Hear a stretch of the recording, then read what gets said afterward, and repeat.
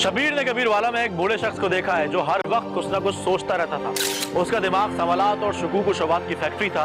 वो खुद ही कोई बात सोचता और फौरन ही इसका नतीजा भी निकाल लेता। शादीशुदा बच्चों का बाप अपनी 55 साल बीवी से खुश नहीं था।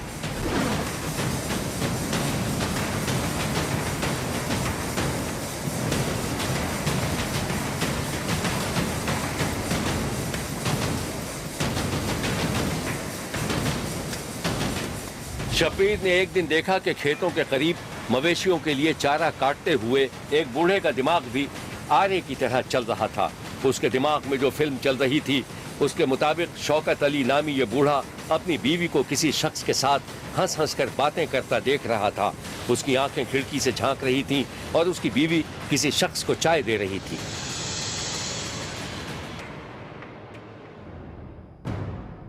ये लो भाई गर्मा गर्म चाय। वाह भाई वाह, ये काम तुमने बहुत अच्छा किया। वो तुम्हारा दरोगा कहाँ है? ये अच्छा कहा तुमने, वाकई वो दरोगा ही है। इतना शक्की आदमी मैंने जिंदगी में नहीं देखा। तो मैंने तो कई बार कहा है कि यहाँ घर पे ना बुलाया करो। उसने देख लिया तो? अरे देखता है ना तो देख ले, और इस उम्र में मुझ पर शक करेगा? जहन्नुम में जाए मेरी तरफ से वो। तुम लगती भी तो 55 की नहीं हो। वो तुम्हारी बेटी नजर नहीं आ रही? अरे यही कहीं गाय भैंसों को चारा डाल रही होगी। बुलवाओ तो सही। अरे रेशमा, रेशमा। बूढ़े शौकत अली की आंखें ये सारे मंजर देखती रहीं और फिर उसके दिमाग में एक और शक ने जन्म लिया कि उसकी 17 साला बेटी इस बुराई में अपनी मां का साथ दे रही थी। बूढ़े शौकत अली के दिमाग में बेटी के हवाले से जो मनाजिर चल रहे थे वो कुछ इस तरह थे कि बेटी घर का पका हुआ खाना लेकर उसी शख्स के पास खेतों में पहुंची थी जिससे उसकी मां बातें करती थी। चाचा, ये अम्मा ने भिजवाया है आपके लिए खाना। तुम्हारी अम्मा बहुत अच्छी है, तुम भी कम नहीं हो। घूमने चलोगी? अरे ना बाबा ना, अब्बा बहुत मारेगा। तुम्हारी अम्मा को भी साथ ले चलेंगे ना, चुपके से। पता नहीं।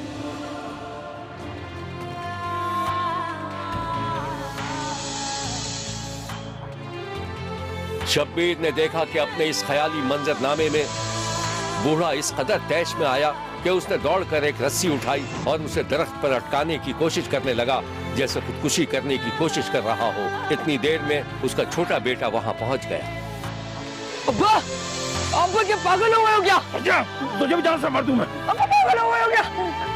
अब्बा क्या करोगे? पागल वाली हरकतें नहीं करो। बूढ़ा बेटे की तरफ बढ़ा और जैसे ही उसका गला पकड़ा बूढ़ा अपने ख्यालात से बाहर निकल आया। चारा काटते हुए उसकी उंगली जख्मी हो गई थी।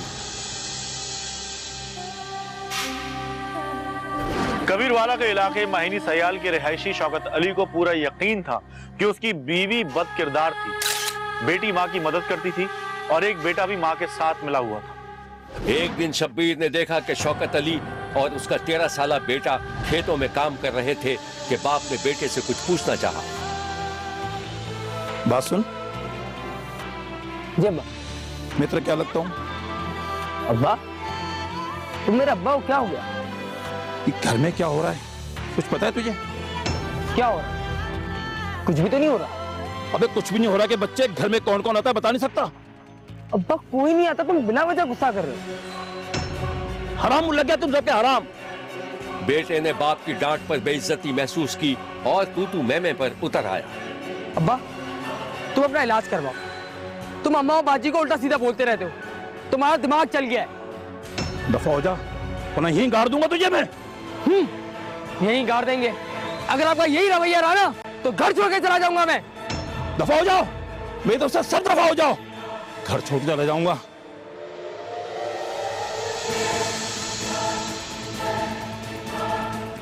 शक्की मिजाज शौहर की जहनी हालत रोज बरोज बिगड़ती जा रही थी और अब वो जहनी सुकून के लिए मज़ारों और दरबारों पर भी हाजिरी देने लगा था।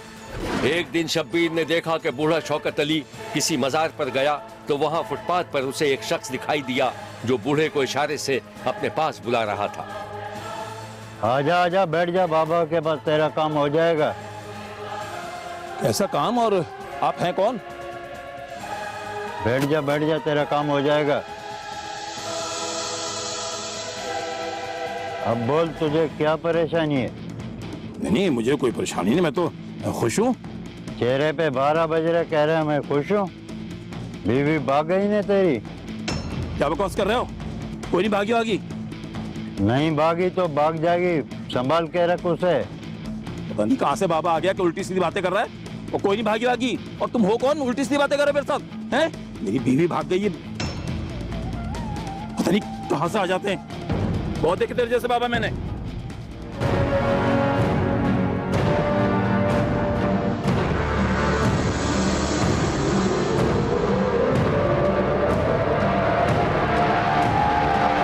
फुटपाथ पर बैठे हुए नौसरबाज आमिल की बातों से बूढ़ा वाकई ये सोचने पर मजबूर हो गया था कि एक दिन उसकी बीवी किसी न किसी के साथ भाग जाएगी। शक्की मिजाज बूढ़ा अपने जहनी फुतूर की फिल्म देख रहा था। मंजर कुछ इस तरह था कि उसकी बीवी अपने दोस्त का हाथ थामे घर से तकरीबन दौड़ती हुई भाग रही थी और उसकी बेटी भी पीछे पीछे दौड़ रही थी।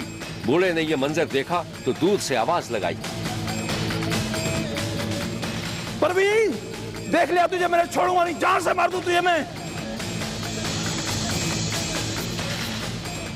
जाने नहीं दूंगा तुझे मैं। अम्मा अम्मा अम्मा अम्मा कुल्हाड़ी लेकर आ रहे। अपने बाप को छोड़, तू भाग जल्दी आ। छोड़ूंगा तुझे मैं, भाग नहीं जाओ। शब्बीर ने देखा कि बूढ़े की जहनी फुतूर की फिल्म में बूढ़ा दौड़ते दौड़ते एक जगह गिर पड़ा। इतनी देर में उसकी बीवी शौकत नुसरात अपनी 55 साला बीवी परवीन और एक 10 साला बेटे को मुबैना बदकिरदारी और मामूनत के शुबे में लोहे के वार करके कत्ल कर दिया था। 17 साला बेटी बाप के हाथों शदीद जख्मी हो गई थी, जबकि 13 साला बेटा अपनी जान बचाकर भाग गया था। उस रात शब्बीर ने देखा कि शौकत का 13 साला बेटा चीखता हुआ अपने घर से निकला। अंधेरे की वजह से शब्बीर को लड़के की सिर्फ आवाज सुनाई दी, लेकिन जब वो एक घर की दहलीज पर पहुंचकर किसी का दरवाजा जोर जोर से खटखटाने लगा तब उसका चेहरा दिखाई दिया। भाईजान, भाईजान, भाईजान, क्या हुआ बेटा, सब खैरियत? मेरे पर मेरी माँ और बहन दोनों को मार दिया। क्या? वो मुझे ही मार देगा। मुझे बचा ले, मुझे बचा ले।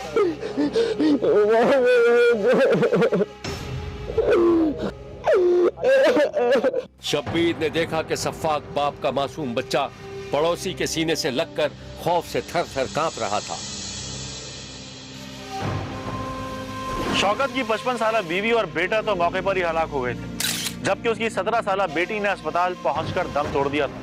पुलिस ने फौरी कार्रवाई करते हुए उस बदबख्त इंसान को गिरफ्तार कर लिया था, जिसने अपने ही हाथों से अपना ही घर उजाड़ दिया था। यह है शौकत अली, जिसके पास बीवी, बेटे और बेटी को कत्ल करने का कोई जवाब मौजूद नहीं था। बेटी के भी इसे वास्ते मारा, उसका भी ये कसूर था, वो भी माँ से फोन नंबर मिला के देती थी।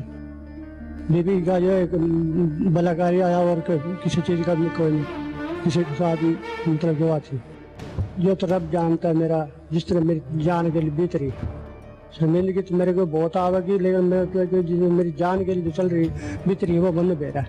किसी को क्या पता, दुख अपने दुख का किसी ने नहीं पता। पुलिस ने इस खूनी वाक़े के बारे में जो कुछ बताया था वो ये है।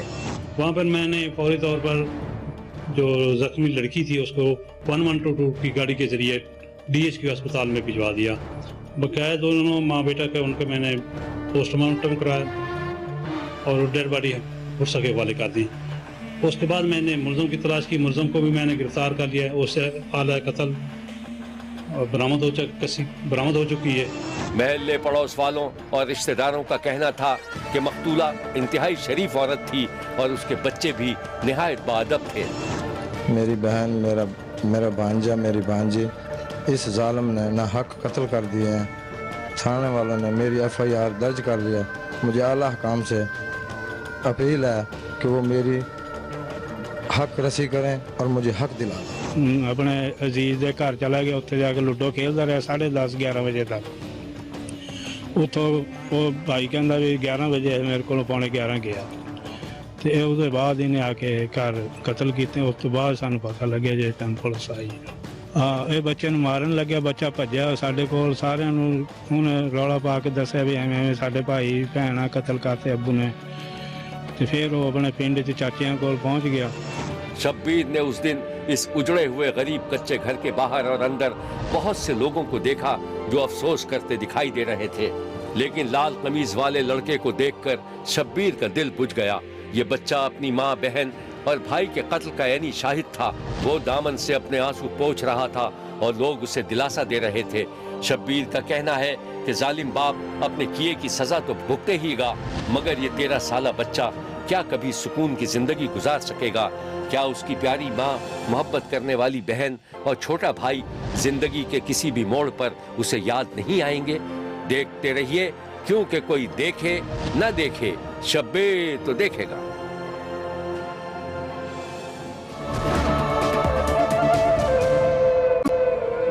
शब्बीर का कहना है कि फी जमाना शुरफा पर अरसा हयात तंग कर दिया गया है। जो ताकतवर है सिर्फ उसी को जीने का हक है। आम और कमजोर आदमी को ना सिर्फ इंसाफ मिलता है और ना ही उसकी बात कोई सुनने के लिए तैयार होता है।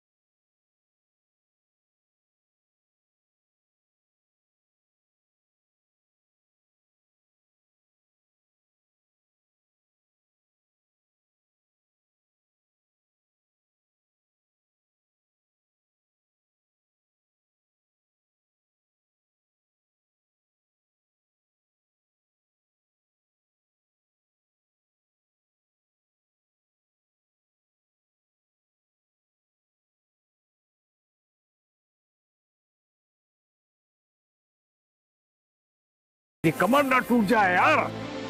चल शाबाश, रख देता। बाप को बड़ी बड़ी बोरियां उठाते देखता तो लपक कर बाप को एक तरफ कर देता और खुद बोरियां बैलगाड़ी में रखने लगता। अब तुम फिक्र मत करो, तुम घर जाओ, मैं सब काम खत्म करके शाम को भाई को स्कूल से लेता आऊंगा। चल ठीक है, मैं चलता हूँ। ओ अच्छा अब्बा, एक बात करनी थी तुमसे। बोल बेटा। अब्बा वो जो हबीब है ना, आते जाते मुझे वो बहुत घूरता है। किसी दिन सर वर फाड़ दूंगा मैं उसका। बेटा घूरने दे, उससे क्या होता है घूरने से? वो तो लुच्छा पंगा है, तू तो नहीं है ना। अच्छा देख, तू कुछ मत कर, मैं बात कर, ठीक है?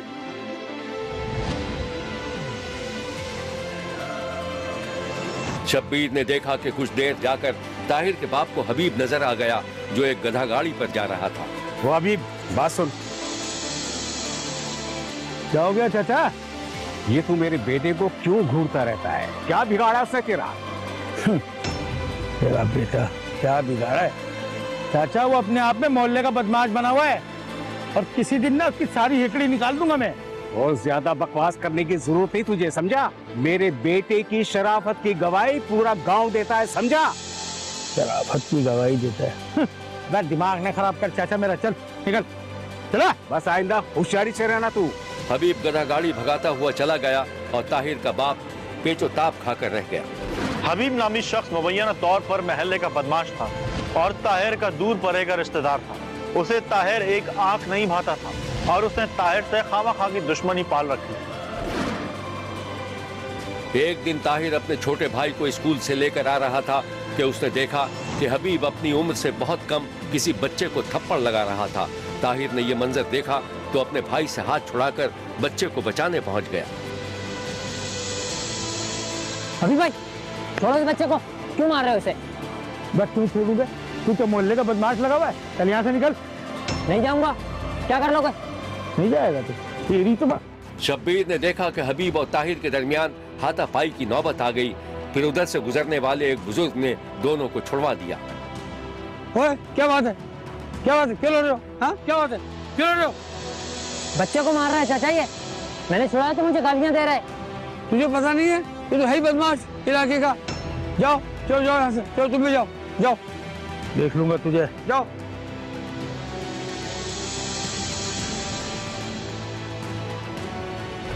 हबीब अब बाकायदा ताहिर से दुश्मनी पर उतर आया था। एक दिन शब्बीर ने देखा कि भरी दोपहर में एक पगडंडी के पास ताहिर परिंदों को पकड़ने के लिए एक जाल लगाए बैठा था कि ऐसे में हबीब का उधर से गुजर हुआ।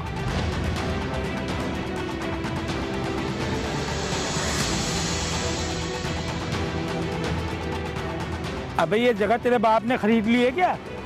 क्यों भाई, तुझे क्या तकलीफ है? मैं भी, मेरा पैर जाल में फंस जाता, मैं गिर जाता। दिखाई नहीं देता? इतना सारा रास्ता वहाँ पड़ा हुआ है, वहाँ से नहीं जा सकता तू? बड़ी हवा भरी हुई है तेरे में, है? बताऊं तेरे को मैं भी? क्या बताएगा तू? इस कहानी की मजीद तफसीलात हम आपको दिखाएंगे, लेकिन एक ब्रेक के बाद। कहीं जाइएगा मत, क्योंकि कोई देखे ना देखे, शब्बीर तो देखेगा।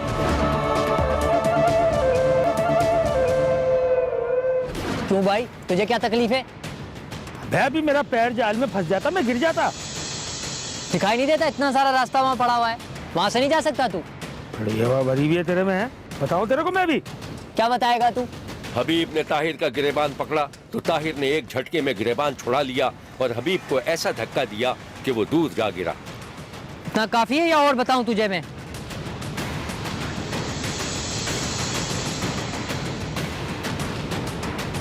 हबीब कपड़े झाड़ता हुआ और ताहिर को गजबनाक निगाहों से देखता हुआ उठा और चला गया। हबीब के जाने के बाद ताहिर ने जाल समेटा और बोझल कदमों से घर चला आया।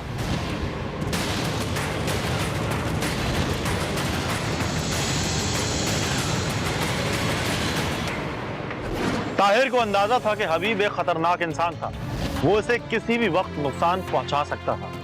एक दिन शब्बीर ने देखा कि ताहिर खामोशी से खाना खा रहा था कि इस दौरान उसका बाप घर में आ गया। ताहिर ने बाप पर तवज्जो नहीं की तो बाप को तशवीश लाहक हो गई। क्या बात है बेटा? न सलाम न दुआ, क्या हो गया तुझे? अरे अब्बा, माफ करना, मैंने आपको देखा नहीं। आओ खाना खा लो। तू खा, मैं देख रहा हूँ कि तू कुछ खोया खोया सा रहता है।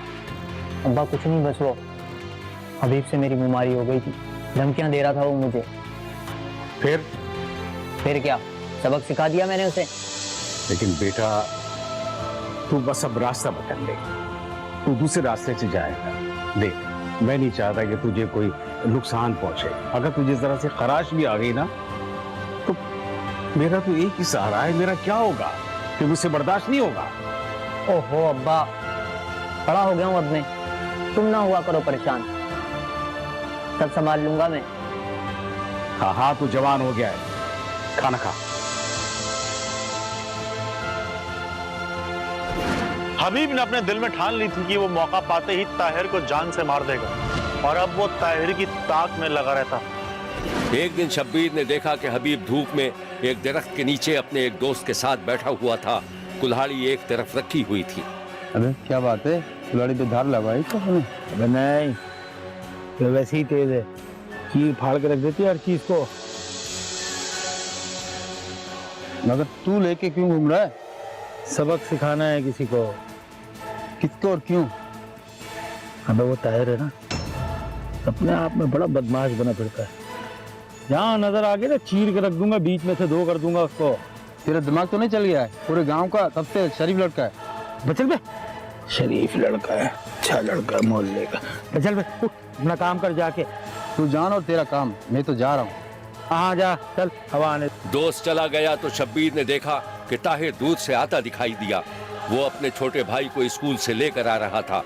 हबीब ने ताहिर को देखते ही जमीन से अपनी कुल्हाड़ी उठाई और उसकी तरफ ऐसे लपका जैसे शेर अपने शिकार को देखकर दौड़ता है। उस रोज तोसा शरीफ में जो कुछ हुआ वो नाकाबिले बयान और काबिले मजम्मत है। हबीब नामी गुंडे ने मुबैना तौर पर 18 साल ताहिर पर कुल्हाड़ी से हमला करके उसे बुरी तरह जख्मी कर दिया था।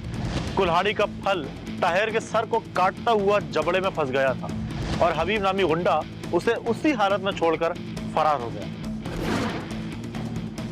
महल्ले पड़ोस वालों को खबर हुई तो जख्मी ताहिर को अस्पताल ले जाया गया, जहां डॉक्टर ने कुल्हाड़ी का फल तो निकाल दिया, लेकिन 18 साल गरीब मेहनतकश लड़के की मौत वाक़ हो गई। ताहिर की मौत के बाद उसके घर में कोहराम मच गया था और उसके माँ बाप इंसाफ के लिए दुहाइयां दे रहे थे।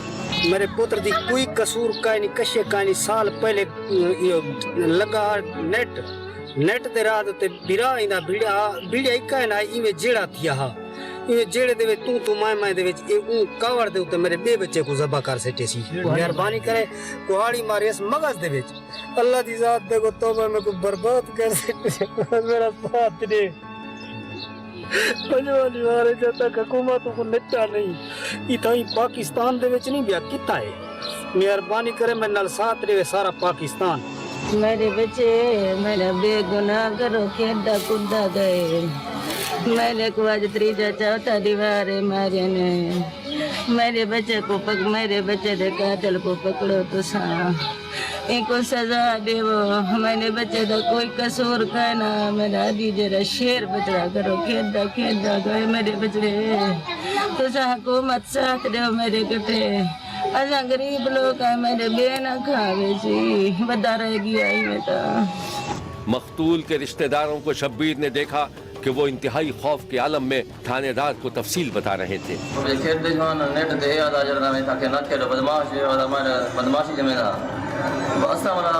कौन बदमाशी जमेदारी क्या नाम? अच्छा हबीबुल्ला। कौन थी ने कितना बांधे महंदा जो के 43 डिस्ट्रिक्ट जो दे बस पिछन जरा साल दे बाल कहना के दरबार में स्कूल छोड़ना दे असन कोई बंदा वही वहां आई तो ना बस पीछे रुजर मजे होगा कि यार सरकारी रहा है क्यों रुकने ने। अच्छा जी हां मैं अच्छा वेने आ जाते असन तो बेदलम थी सब कोई जड़ा छड़ा नहीं लगा आज जो बाल वाला वाले बाल में स्कूल छोड़ दूं भारिया मानी ते जाऊंगी किछे बस ये जो कोई सारा बाकी आमिर दा उन नाल कोई तनादा कोई झगड़ा किसे कोई तनादा छेड़ा कहीं ना कोई तनादा नहीं छेड़ा। पुलिस ने दावा किया था कि वो जल्द कातिल को गिरफ्तार कर लेगी, लेकिन वो कई दिनों तक अपनी कोशिशों में कामयाब न हो सकी। उसको करीबी रिश्तेदार हबीबुल्ला है। हबीबुल्ला का स्टेज है, वो पहले भी 3-4 मरतबा चोरी के मुकदमात में चलान हुआ है।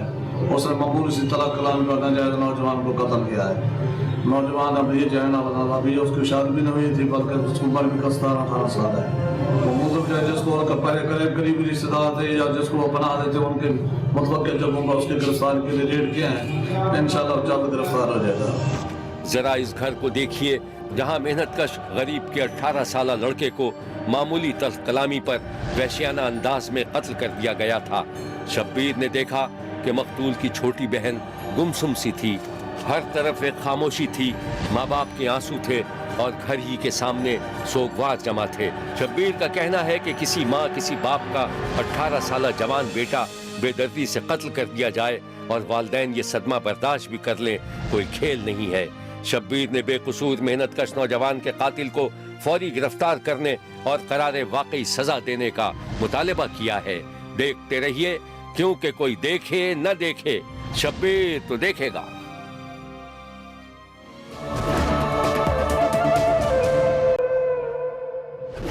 शब्बीर ने सरगोदा में एक 3 फीट के आदमी को देखा है जिसे कोई भी अपनी बेटी देने को तैयार नहीं था, लेकिन एक ऐसा वक्त भी आया जब इस 3 फीट के आदमी को एक लड़की से इश्क हो गया था।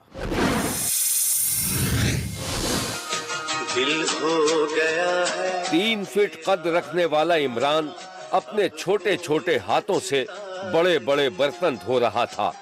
करीब ही रखे रेडियो से गाने नश्र हो रहे थे और इमरान गानों का मजा लेते हुए अपने काम में मगन था। इमरान को इस तरह सरसारी के आलम में काम करता देखकर आने जाने वाले एक लम्हे के लिए उसके सामने ठहरते और मुस्कुराते हुए आगे बढ़ जाया करते थे। 28 साल इमरान एक मेहनतकश था और अपनी जरूरत के मुताबिक पैसे भी कमा लेता था, लेकिन अब वो 28 बरस का हो चुका था। उसके हमउम्र लड़कों की शादियां हो चुकी थी, लेकिन इमरान को छोटे कद की वजह से कोई लड़की देने पर तैयार ही नहीं था। एक दिन इमरान हस्बे मामूल होटल पर काम कर रहा था कि सामने से एक लड़की गुजरती दिखाई दी। इमरान ने लड़की को देखा तो उसने काम छोड़ दिया और खामोशी से उस लड़की के पीछे पीछे चल पड़ा। लड़की आगे आगे थी और इमरान उसके पीछे पीछे। रास्ते में लोग इमरान को देखकर मुस्कुराते तो वो उनकी परवाह न करते हुए आगे बढ़ता चला गया। लड़की तेज तेज कदमों से आगे बढ़ रही थी। कुछ दूर जाकर वो एक गली में मुड़ गई तो इमरान गली के कोने पर ही खड़ा हो गया और लड़की को एक घर में जाता देखकर वापस आ गया।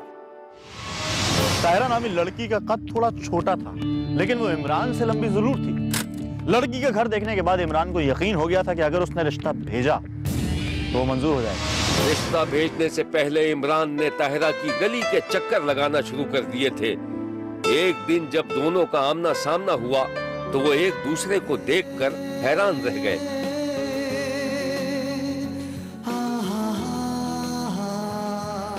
इमरान ने उस वक्त लड़की से बात करने की हिम्मत नहीं हुई। वो खामोशी से टहलता हुआ अपने होटल पर आ गया। अभी वो होटल पर काम ही कर रहा था कि वही लड़की होटल से रोटियां लेने आ गईं। इमरान ने तंदूर से गर्मा गर्म रोटियां एक थैले में डालकर उसके हवाले कर दी। लड़की कुछ झेप सी गई और सर झुकाकर वहां से चली गई।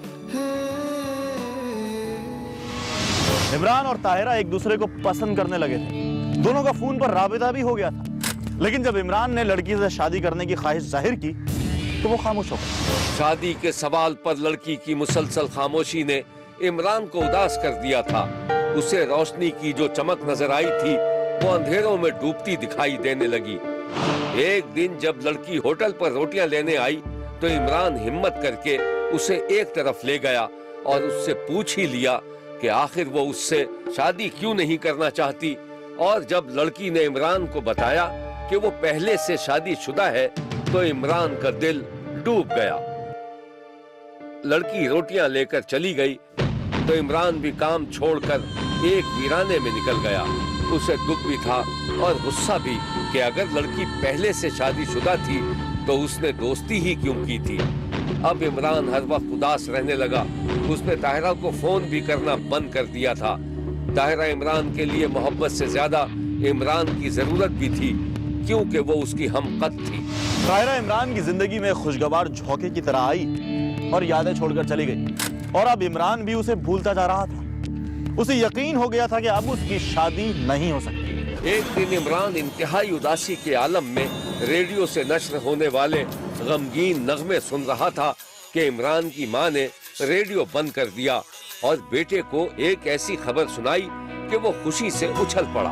इमरान की मां ने बताया था कि उसने अपने बेटे के लिए लड़की तलाश कर ली थी। इस खबर के कुछ दिनों बाद इमरान के सर पर सहरा सज गया और लोग छोटे से दूल्हा मियां को देखने के लिए जमा हो गए। इमरान अपनी शादी पर खुश तो था, लेकिन ताहिरा के लिए उसके दिल में कसक सी थी। वो सोच रहा था कि काश ताहिरा शादीशुदा न होती। दूल्हा मियां सज संवर के कार में बिठा दिए गए और जब कार एक गली में मुड़ी तो इमरान को ऐसा लगा जैसे वो कोई ख्वाब देख रहा हो। ये वही गली थी जिसमें ताहिरा रहती थी।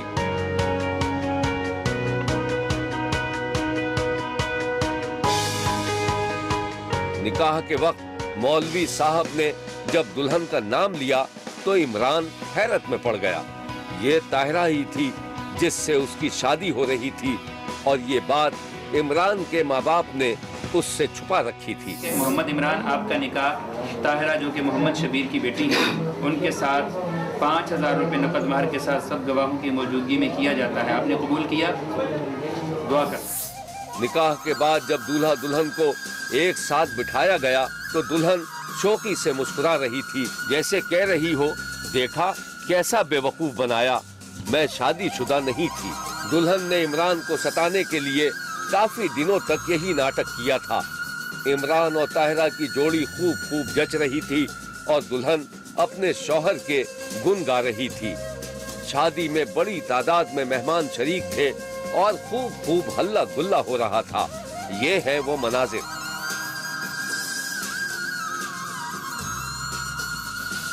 शब्बीर ने जब दूल्हा मियां से पूछा कि ये शादी अरेंज थी या लव मैरिज, तो वो शर्मा कर रह गए और गले की खराबी का बहाना करके खामोश हो गए। आइए जरा दूल्हा मियाँ से बात करके देखते हैं। ये बात कह रहे गला खराब। बहुत खुश हूँ मैं, एकदम अचानक मेरा रिश्ता है तो मैं बहुत खुश हुई। दूल्हा दुल्हन को दोस्तों रिश्तेदारों ने खूब खूब मुबारकबाद दी। मेहमानों के लिए पुरतकल्लुफ ज़ियाफत का भी एहतमाम किया गया था। दूल्हा मियाँ को उनके दोस्तों के साथ दस्तरखान पर खाना खिलाया गया। शब्बीर को मालूम हुआ है कि ताहिरा के माँ बाप वफात पा चुके हैं और छोटे कद की वजह से उसकी शादी नहीं हो रही थी।